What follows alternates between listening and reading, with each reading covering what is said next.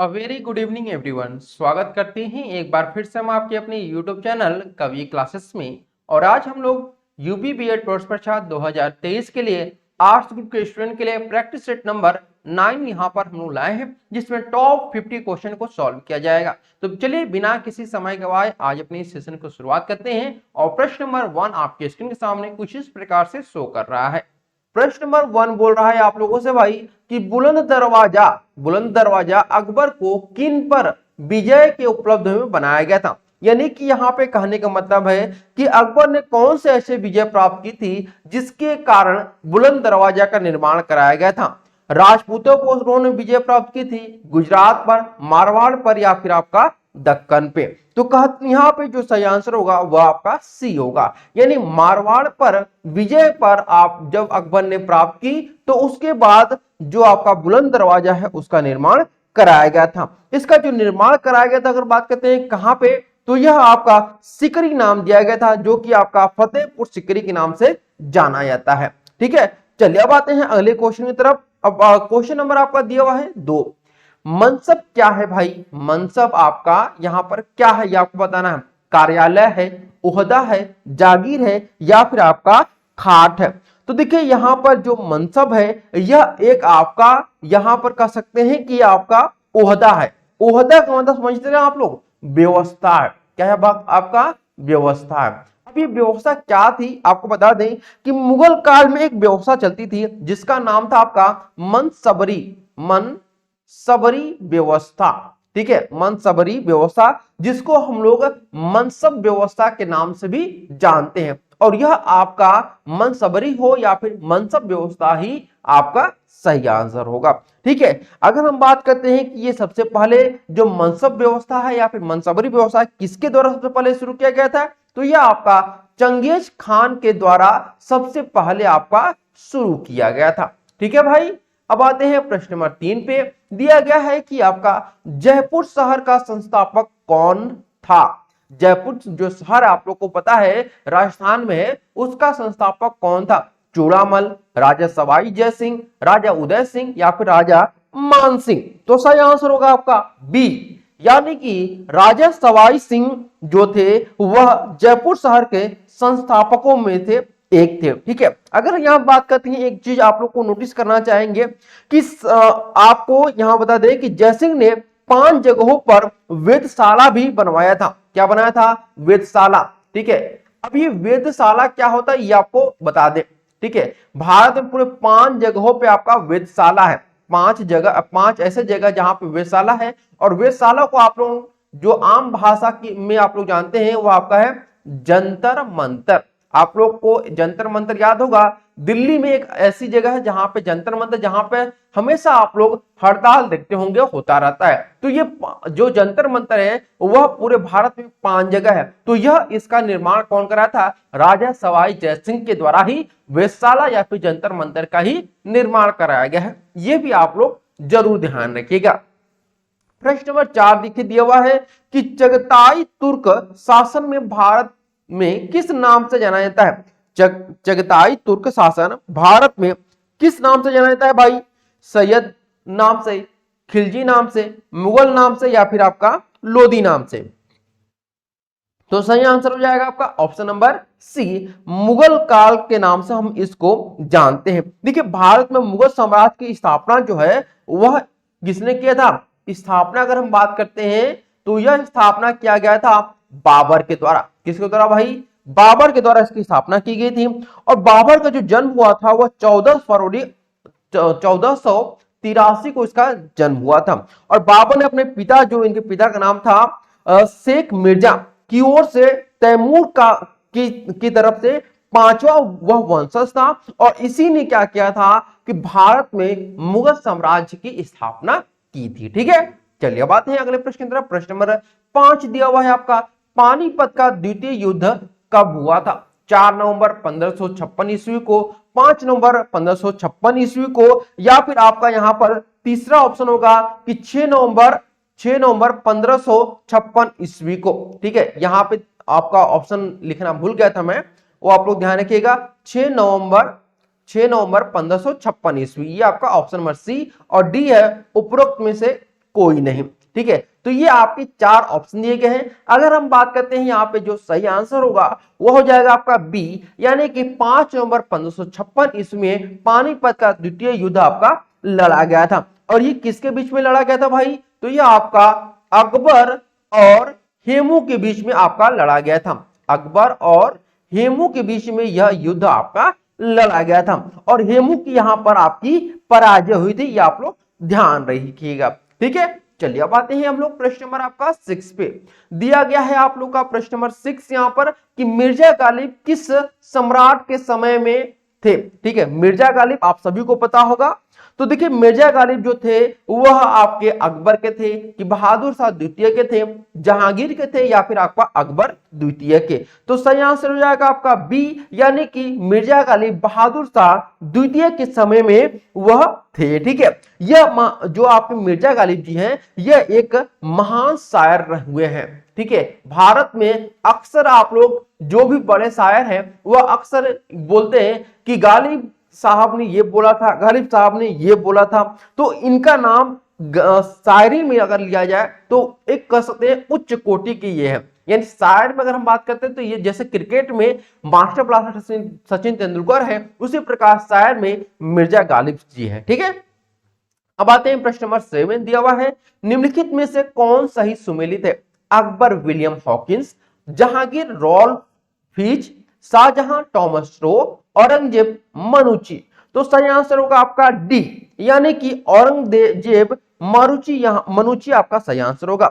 देखिए अगर हम बात करते हैं यहां पर आपका कि जो विलियम हॉकिंस है, ठीक है, विलियम हॉकिंस है, यह एक व्यापारी था और यह ईस्ट इंडिया कंपनी का कर्मचारी था, जो कि आपका भारत में 1608 से लेकर के 1613 तक आपका रहा था। लेकिन जो आपका टॉमस रो है, ठीक है, टॉमस रो है, वह जहांगीर के समय में था। किसके समय में भाई? यह आपका जहांगीर के समय में था। तो आपका शाहजहां का तो आंसर इसी प्रकार से आपका कट जाता है। ठीक है, चलिए अब आते हैं अगले प्रश्न की तरफ हम लोग। प्रश्न नंबर आपका दिया हुआ है 8, शेर शाह का मकबरा कहां पर स्थित है? शेर शाह का मकबरा जो है वह कहां स्थित है?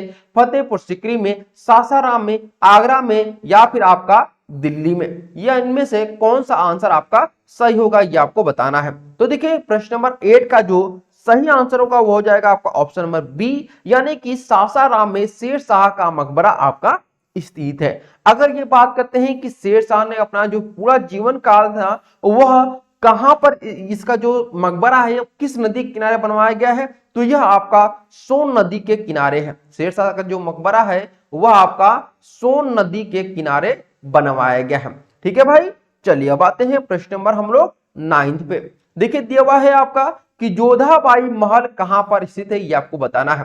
ठीक है, जोधाबाई महल जो है आपका कहां पर स्थित है आपको बताना है। फतेहपुर सीकरी में, दिल्ली में, अजमेर में या फिर आपका पानीपत में? तो कौन सा आंसर सही होगा आपका? देखिए जोधाबाई जो महल है वो आपका फतेहपुर सीकरी में स्थित है। ठीक है, कहां पे आपका? फतेहपुर सीकरी में स्थित है।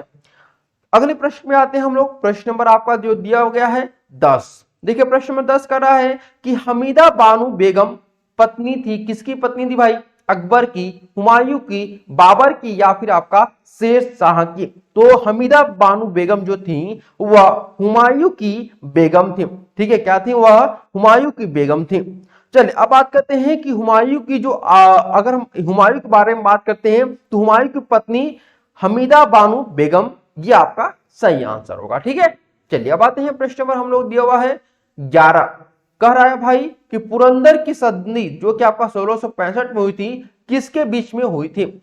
शिवाजी और औरंगजेब के बीच में, शिवाजी और जयसिंह के बीच में, शिवाजी और शाहिस्ता खान के बीच में या फिर शिवाजी अफजल खान के बीच में? तो पुरंदर की संधि भाई हुई थी आपकी शिवाजी और जय सिंह के बीच में आपकी हुई थी, जो कि आपकी 24 जून को हुई थी। ठीक है, 24 जून 1665 को यह आपकी संधि हुई थी। ठीक है, जिसमें शिवाजी को 35 किले में से 23 किले मुगलों को देने पड़े थे। ठीक है, शिवाजी को 35 किले में से आपका लगभग किले में से, ठीक है, 35 किले में से अपने कितने किले देने पड़े भाई?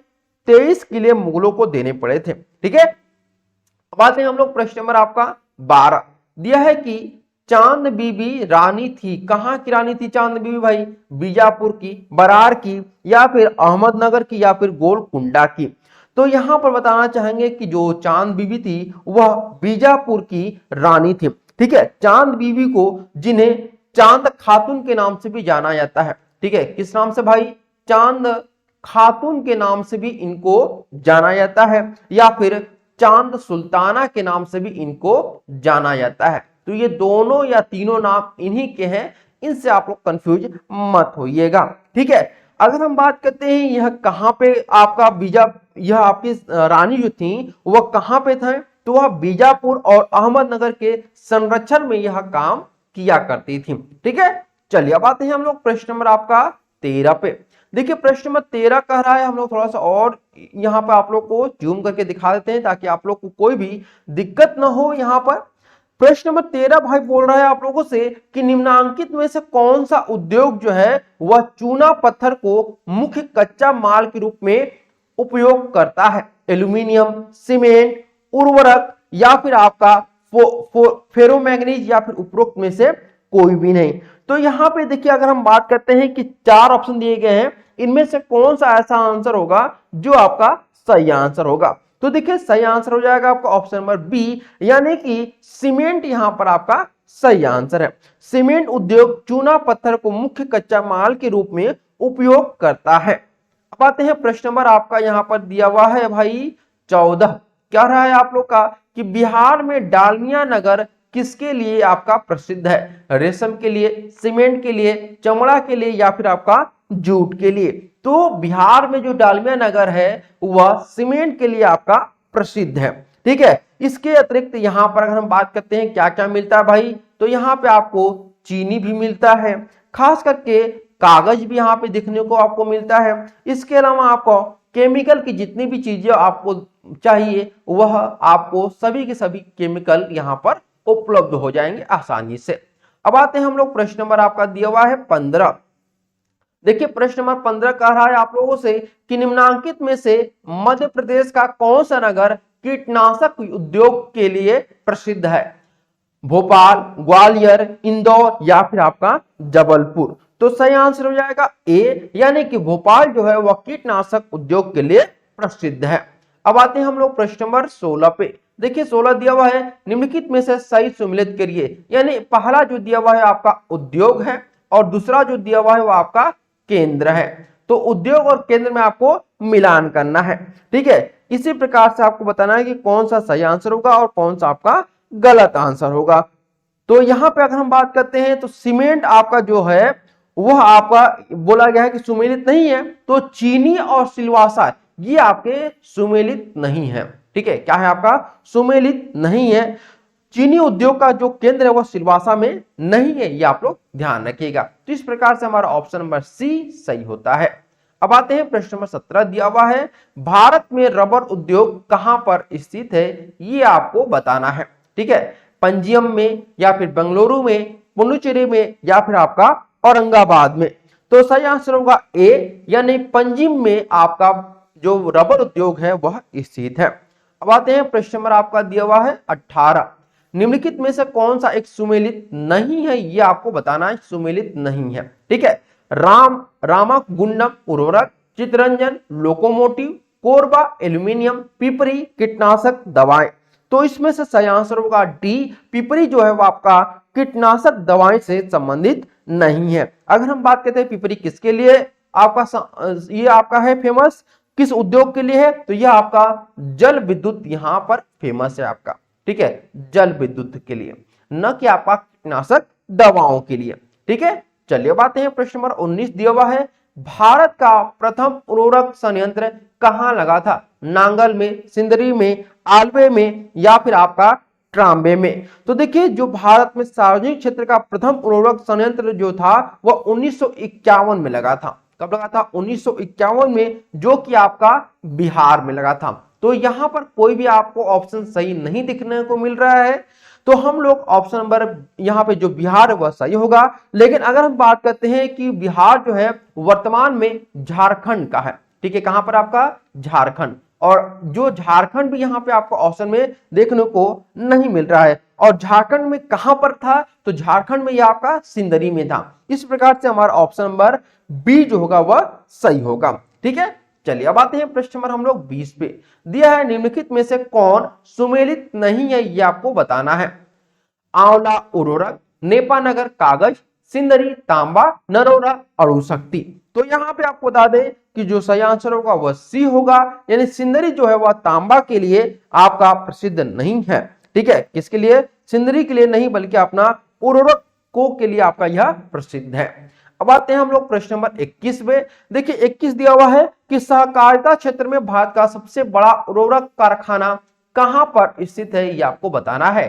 फूलपुर में, हजीरा में, हल्दिया में या फिर आपका सिवान में। तो सही आंसर होगा ए, फूलपुर उत्तर प्रदेश में भारत का सबसे बड़ा उर्वरक कारखाना स्थित है। अब आते हैं हम लोग प्रश्न नंबर आपका दिया हुआ है 22। दिया है कि छत्तीसगढ़ राज्य जो है वह स्वरूप में कब आया था। छत्तीसगढ़ जो राज्य है वह आपका स्वरूप में कब आया था, यह आपको बताना है। 4 ऑप्शन दिए गए हैं, 1 नवंबर 2000 को, 9 नवंबर 2000 को, 10 नवंबर 2000 को या फिर 1 जनवरी 2000 को। तो इसमें से जो सही आंसर होगा वह बताना है। तो सही आंसर होगा ए, यानी 1 नवंबर 2000 को छत्तीसगढ़ स्वरूप में आया था आपका। अब आते हैं प्रश्न नंबर आपका 23। देश संविधान में हमारे राष्ट्र का उल्लेख किस नाम से आपका किया गया, यानी हमारा जो संविधान है उसमें हमारे देश का नाम क्या मेंशन है। भारत, इंडिया, केवल भारत, हिंदुस्तान, इंडिया, भारत, हिंदुस्तान और इंडिया। ये देखिए बहुत ही सिंपल सवाल है जो आपको मालूम होना चाहिए। तो देखिए हम लोग हिंदुस्तान तो कहते हैं लेकिन हमारे संविधान में हिंदुस्तान नाम का कोई भी शब्द नहीं है। तो भारत और इंडिया आपका 2 शब्द हैं जिसके लिए हमारे राष्ट्र को संबोधित किया गया है। अब आते हैं प्रश्न नंबर 24 दिया हुआ है। नए राज्य के गठन कर्व आउट की शक्ति निहित होती है किसमें, संसद में, राष्ट्रपति में, मंत्रिपरिषद में, राज्य पुनर्गठन आयोग में। तो यह जो आपकी शक्ति निहित होती है भाई वो होती है संसद में, यानी कि नए राज्य का गठन किसके द्वारा कर सकते हैं हम लोग, संसद की सहमति के द्वारा किया जा सकता है। प्रश्न 25 दिया हुआ है। संविधान के प्रथम अनुच्छेद के अनुसार भारत है राज्यों का समूह, राज्यों का फेडरेशन, राज्यों का कॉन्फेडरेशन या फिर राज्यों का यूनियन। इनमें से कौन सा आंसर जो आपका सही होगा वो आपको बताना है। तो देखिए आपका जो संविधान के प्रथम अनुच्छेद के अनुसार जो भारत है वह आपका राज्यों का यूनियन है। क्या है आपका, राज्यों का यूनियन है। ठीक है, प्रश्न नंबर 26 आपका दिया हुआ है, यह हम लोग देखेंगे। प्रश्न नंबर आपका 26, ठीक है, कर रहा है आप लोग का कि नूरजहां पुत्री थी, किसकी पुत्री थी ये आपको बताना है। 4 ऑप्शन दिए गए हैं, ये आपको बताना है कि नूरजहां किसकी पुत्री थी। ख्वाजा मोहम्मद शरीफ की, मलिक मसूद की, मिर्जा गियास बेग की या उपरोक्त में से किसी की भी नहीं। तो देखिए नूरजहां जो पुत्री थी वह आपकी मिर्जा गियास बेग की यह पुत्री थी। अगर हम बात करते हैं इनका वास्तविक नाम क्या है नूरजहां का, तो इनका वास्तविक जो नाम है वह मेहरुनिसा इनका वास्तविक नाम है, जिन पर एक मूवी भी बनने वाली थी जो कि अभी तक नहीं बनी है। ठीक है, मेहरुनिसा इनका वास्तविक नाम है। और अगर हम बात करते हैं कि इन्होंने उपाधि जो धारण की है वह कौन कौन सी उपाधि धारण की है, तो नूर महल इन्होंने उपाधि धारण की है, नूर महल। इसके अलावा इन्होंने नूरजहां का भी उपाधि इन्होंने धारण किया है। ठीक है, इसके अलावा इनको बादशाह बेग के नाम से भी जानते हैं। ठीक है, बादशाह बेग के नाम से भी इनको जाना जाता है। तो ये सभी नाम या उपाधि कह सकते हैं किसके था भाई, वह मेहरुनिसा का उपाधि था या फिर कह सकते हैं उपनाम था। ठीक है, चलिए अब आते हैं हम लोग प्रश्न नंबर आपका 27। देखिए प्रश्न नंबर 27 का रहा है शिवाजी का राज्याभिषेक कब हुआ था। ठीक है, राज्याभिषेक शिवाजी का कब हुआ था और किस सन में, यह आपको बताना है। 1674 ईस्वी, 1675 या फिर 1676 या फिर 1677 ईस्वी। तो देखिए शिवाजी का जो राज्याभिषेक हुआ था वह हुआ था आपका 1674 ईस्वी में इनका राज्याभिषेक हुआ था। ठीक है, और अगर बात करते हैं कि इनका जो राज्याभिषेक हुआ था वह सबसे पहले आपका बनारस में हुआ था। कहां पर भाई, आपका बनारस, जो कि वर्तमान समय में आप लोग इसे वाराणसी के नाम से जानते हैं। ठीक है, चलिए अब आते हैं प्रश्न नंबर 28। दिया हुआ है प्रश्न नंबर 28 की किसके शासन काल को स्थापत्य कला का स्वर्ण काल कहा जाता है। ठीक है, किसके शासन काल को स्थापत्य कला का स्वर्ण काल कहा जाता है, यह आपको बताना है। Option number A Akbar, Jahangir, Shahjahan या फिर आपका औरंगजेब। तो इनमें से कौन सा आंसर आपका होगा? तो देखिए सही आंसर होगा सी, यानी कि शाहजहां के शासनकाल को स्थापत्य कला का स्वर्ण युग कहा जाता है या फिर स्वर्ण काल भी कहा जाता है, क्योंकि जो शाहजहां थे इनको स्थापत्य कला से बहुत ज्यादा लगाव भी था और इसी वजह से, ठीक है, स्थापत्य कला से इनको लगाव था और इसी वजह से इन्होंने इमारतों से मुगल काल के वैभव को भी दिखाया था अपने समय में, जो कि वर्तमान समय में आप लोग देख रहे होंगे जो दिल्ली का लाल किला है वह भी आपका इन्हीं के शासनकाल में बनवाया गया है। ठीक है, तो आपका प्रश्न नंबर 28 का सही आंसर हो जाएगा सी। ठीक है, अब आते हैं प्रश्न नंबर आपका 29। देखिए प्रश्न नंबर 29 का रहा है आप लोगों से भाई कि हुमायूं ने 1955 में दिल्ली पर 1955 में दिल्ली पर फिर से अधिकार प्राप्त कर लिया था। ये आपको बताना है आप लोग को यहाँ पर कि जो सही आंसर होगा वो क्या होगा। ठीक है, हुमायूं ने 1555 में दिल्ली पर फिर से अधिकार प्राप्त किया था, इस्लाम शाह को हराकर, मोहम्मद आदिल शाह को हराकर, इब्राहिम शाह को हराकर या फिर सिकंदर शाह को हरा करके। तो 29 का जो सही आंसर होगा वह हो जाएगा आपका ऑप्शन नंबर डी, यानी कि 1555 में जो आपका हुमायूं है उसने सिकंदर शाह को हरा करके गद्दी पर पुनः प्राप्त की थी। अगर हम बात करते हैं कि यह गद्दी पर विस्थापन कब हुआ था, तो 1540 में इसको विस्थापित कर दिया गया था, यानी इसका दिल्ली पर से जो आपका सिंहासन था यानी दिल्ली पर से अधिकार था वो 1540 में हट गया था। फिर इसने 1555 यानी कि लगभग 15 वर्षों के बाद यह फिर से अपने गद्दी पर आसीन हुआ था। ठीक है, चलिए बातें हैं प्रश्न नंबर आपका 30। दिया है कि दिल्ली के लाल किला का निर्माण किसने कराया है? दिल्ली के लाल किला का जो निर्माण है वह किसने कराया आपको बताना है। अकबर ने, जहांगीर ने, शाहजहां ने या फिर आपका औरंगजेब ने। तो सही आंसर होगा सी, शाहजहां ने इसका निर्माण कराया था, क्योंकि आपको पता है कि शाहजहां का जो शासनकाल है उसको स्थापत्य कला का स्वर्ण युग कहा जाता है। ठीक है, किसको? स्थापत्य कला का स्वर्ण युग कहा जाता है।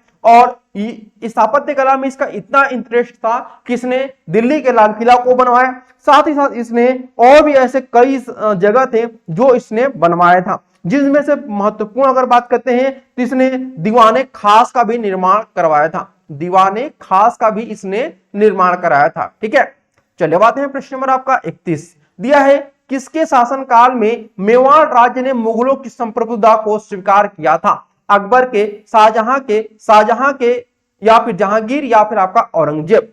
तो सही आंसर हो जाएगा आपका ऑप्शन नंबर बी, यानी कि जहांगीर के शासनकाल में मेवाड़ राज्य ने मुगलों की संप्रभुता को अपना लिया था। ठीक है, अगर हम बात करते हैं कि यह आपका कब कह सकते हैं कि यह निभाया गया था, यानी कि यह संप्रभुता जो है वह आपका स्वीकार किया गया था वह 1615 ईस्वी में। ठीक है, 1615 ईस्वी में मुगलों की संप्रभुता को मेवाड़ के राज्यों के द्वारा लागू कर दी गई थी या फिर स्वीकार कर ली गई थी। अब आते हैं प्रश्न नंबर 32। दिया हुआ है जहांगीर ने किस गुरु को खुसरो की सहायता करने के आरोप में मृत्यु दंड दिया था? गुरु तेग बहादुर या फिर गुरु हरगोविंद या फिर गुरु अर्जुन देव या फिर गुरु गोविंद सिंह। तो यहां पे सही आंसर होगा आपका ऑप्शन नंबर सी, गुरु अर्जुन देव। जहांगीर ने गुरु अर्जुन देव को खुसरो की सहायता करने के आरोप में मृत्यु दंड इसने दिया था। देखिए खुसरो अगर हम बात करते हैं तो हुतात्मा खुसरो जो था इसको एक नाम से जाना जाता है हुतात्मा संत। ठीक है, हुतात्मा संत किस नाम से खुसरो को जाना जाता था और इसी की सहायता करने के आरोप में गुरु अर्जुन देव को क्या किया जाता? फांसी की सजा या फिर मृत्यु दंड की सजा सुनाई गई थी। ठीक है, अब आते हैं प्रश्न नंबर आपका 33। दिया है कि किस मुगल सम्राट का राज्याभिषेक 2 बार किया गया था? ऐसा कौन सा मुगल सम्राट है जिसका राज्याभिषेक 2 बार किया गया है? हुमायूं, जहांगीर, शाहजहां या फिर आपका औरंगजेब। तो सही आंसर होगा आपका डी, यानी औरंगजेब जो है आपका वह सही आंसर होगा। ठीक है, अब आते हैं प्रश्न नंबर आपका 34। दिया है कि जयसिंह के राणा की उपाधि किस मुगल सम्राट ने दी थी? शाहजहां ने, औरंगजेब ने, बहादुर शाह ने या फिर जहांगीर ने। तो जयसिंह को राणा की जो उपाधि है, जयसिंह को राणा की जो उपाधि है वह किसने दी थी भाई? तो वह दिया था औरंगजेब ने। ठीक है, देखिए 1681 ईस्वी में क्या हुआ था कि मेवाड़ और मुगलों के मध्य में उदयपुर की संधि हुई थी। कौन सी संधि? उदयपुर की संधि हुई थी। ठीक है, अब जो ये उदयपुर की संधि हुई थी ना, इसी के जिसके अनुसार जय सिंह को राणा के रूप में स्वीकार किया गया था और इसे शाही सेना में 5000 का मनसब प्रदान किया गया था इसी संधि के द्वारा। अब आते हैं प्रश्न नंबर 35 दिया हुआ है, औरंगजेब के समय में किस जाट नेता ने भरतपुर की स्थापना की थी? चूड़ापन ने, राजा राम ने, गोकला ने या फिर उपरोक्त में से कोई नहीं। तो 35 का जो सही आंसर होगा वह हो जाएगा क्या? सभी लोग आंसर बताते रहे, तो ए आंसर यहां पे सही होगा, चूड़ापन यहां पर सही आंसर होगा। ठीक है, अब आते हैं प्रश्न नंबर आपका 36 दिया है, मुगल काल में कौन सी पहली इमारत है जो पूर्णतः संगमरमर से बनी है? हुमायूं का मकबरा, अकबर का मकबरा, शाहजहां का मकबरा या फिर इत्मादुद्दौला का मकबरा? तो 36 का सही आंसर क्या होगा ये आप लोग बताएं। तो देखिए सही आंसर हो जाएगा आपका ऑप्शन नंबर यहां पर डी, यानी कि इत्मादुद्दौला का मकबरा जो है वह पहली इमारत है जो कि पूर्णतः संगमरमर से बनवाई गई है। ठीक है, किससे? संगमरमर से आपकी बनवाई गई है। अब आते हैं प्रश्न नंबर आपका 37 दिया है, निम्नलिखित में से किस मुगल सेनापति ने शिवाजी को 1665 में पुरंदर की संधि पर हस्ताक्षर करने के लिए विवश कर दिया था?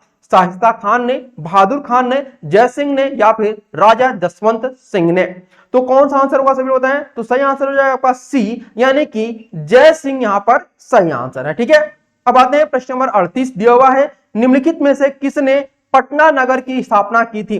शेर शाह ने, अलाउद्दीन हुसैन शाह ने, इब्राहिम लोदी ने या फिर आपका अकबर ने? तो 38 का जो सही आंसर होगा वह क्या हो जाएगा कि ऐसा कौन सा शासक था जिसने कि पटना नगर जो कि आपका बिहार की राजधानी उसने इसकी स्थापना की थी? सही आंसर होगा ए, शेर शाह सूरी ने पटना नगर की स्थापना की थी। ठीक है, जो कि आपका अफगान वंश का संस्थापक था। क्या था आपका? अफगान वंश का यह संस्थापक भी था। ठीक है, ये ध्यान रखिएगा। चलिए अब आते हैं प्रश्न नंबर 39 दिया हुआ है, महाविस्फोट सिद्धांत किससे संबंधित है यह बताना आपको। प्रश्न नंबर 39 दिया हुआ है कि महाविस्फोट जो सिद्धांत है वह किससे संबंधित है? महाद्वीपीय विस्थापना से या फिर ब्रह्मांड की उत्पत्ति से या फिर हिमालय की उत्पत्ति से या फिर ज्वालामुखियों के विस्फोट से? तो 39 का सही आंसर होगा बी, यानी ब्रह्मांड की उत्पत्ति से महाविस्फोट सिद्धांत आपका संबंधित है, जिसे हम लोग बिग बैंग थ्योरी के नाम से भी जानते हैं। जो महाविस्फोट संधि सिद्धांत है इसे हम लोग किस नाम से जानते हैं इंग्लिश में? बिग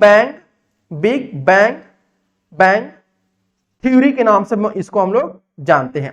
ठीक है, चलिए अब आते हैं प्रश्न नंबर आपका 40 दिया है कि बिग बैंग सिद्धांत निम्नलिखित में से किसके उद्भव की व्याख्या करता है? स्तनधारी जीव के, हिमयुग के, ब्रह्मांड की या फिर महासागर की? तो सही आंसर होगा सी, ब्रह्मांड की उत्पत्ति का यह व्याख्या करता है। ठीक है, किसके?